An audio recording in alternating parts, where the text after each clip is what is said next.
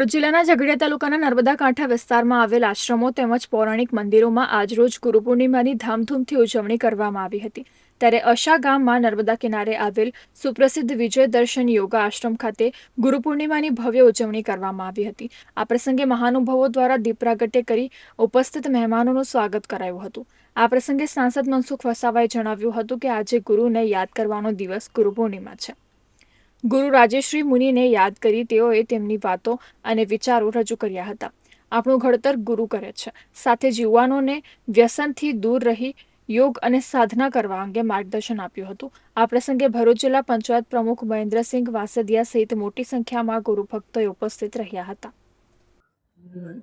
મિત્રોને મારી અપીલ છે કે ગુરુ જીવનમાં કરવા જરૂરી છે। ગુરુ વગર આપણા જીવનનું કલ્યાણ થતું નથી।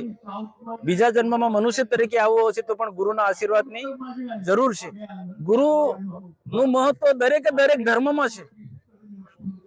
સંસારના બધા જ જે ધર્મો છે, બધા જ ધર્મોની અંદર ગુરુનું ખૂબ મહત્વ બતાવેલું છે।